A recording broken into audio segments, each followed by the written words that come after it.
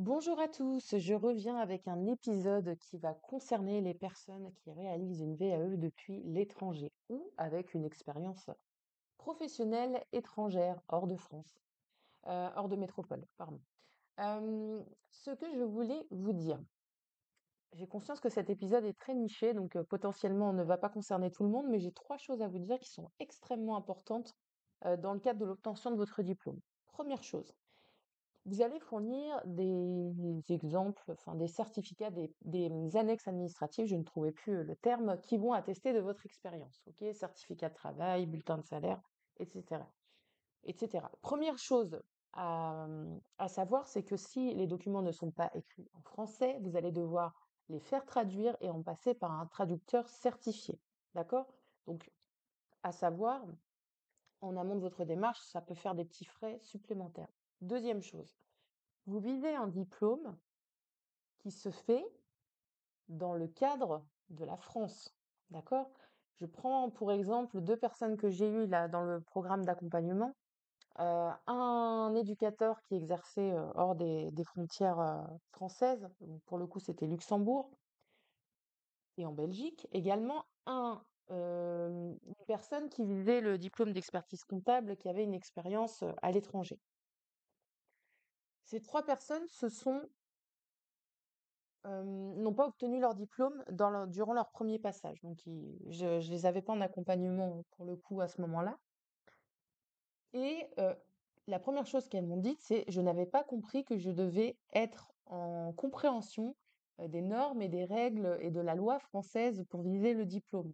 Eh bien oui, quand vous allez faire valoriser et faire valoir votre expérience professionnelle dans le cadre de la restitution écrite que vous ferez dans votre livret 2, vous devez toujours faire un parallèle entre ce que vous avez vécu, donc le cadre légal que vous allez présenter, etc., mais le parallèle avec le système français, car demain, le diplôme qu'on vous donne, qu'on vous délivre, vous donne possiblement la possibilité et la capacité de travailler en France avec ce diplôme.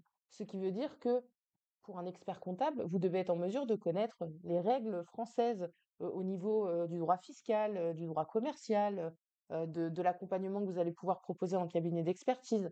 Si vous êtes EduxP, vous devez connaître la loi 2002 qui encadre euh, les prestations que vous réalisez dans le cadre des accompagnements, dans le cadre des structures médico-sociales, la démarche qualité associée, etc. Je ne vais pas faire une thèse là-dessus, mais vous devez être en mesure de présenter comment ça se passe dans votre pays actuel et faire un parallèle entre les lois qui protègent par exemple le public, la protection de l'enfance, handicap, etc., et ce qui se fait dans votre pays. Si vous ne faites pas ça, vous n'aurez pas la validation de votre diplôme parce qu'on considérera qu'effectivement, vous avez une expérience qui vous est propre dans votre pays, mais que demain, vous n'êtes pas en capacité de connaître les dispositifs, les politiques publiques euh, qui vous permettront d'exercer en France. Et donc, on ne vous donnera pas le diplôme. Donc, vous devez avoir cette double culture quelque part de ce que vous avez fait dans votre pays et trouver une concordance avec ce qui se fait en France pour être en mesure demain de montrer que vous disposez bien des deux connaissances et que vous êtes en mesure, comme je le disais, de comment d'exercer en France. Troisième chose et importante également, quand vous allez fournir des annexes de votre action et de votre activité à l'étranger, bah, même chose, traduisez-les au possible. Alors, vous n'êtes pas obligé d'en passer par un certificateur, hein. Là, on est sur des preuves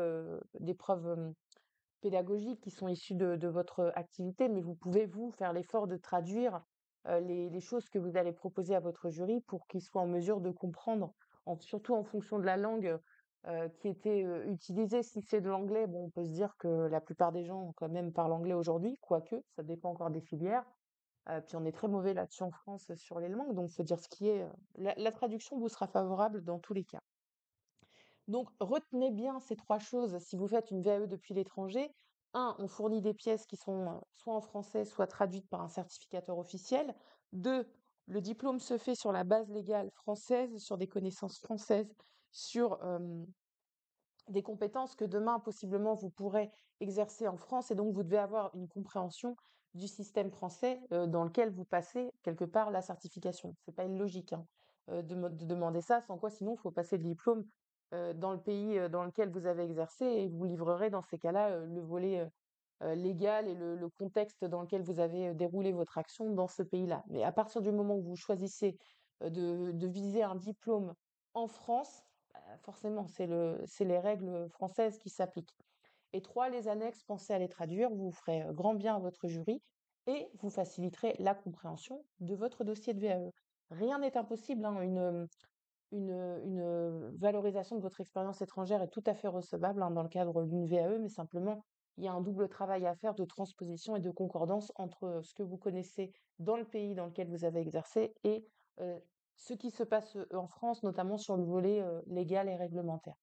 Voilà ce que je voulais vous dire. Je vous souhaite en tout cas une très belle démarche et je vous retrouve prochainement pour une autre vidéo, pardon, un autre épisode, toujours sur le thème de la VAE. À bientôt.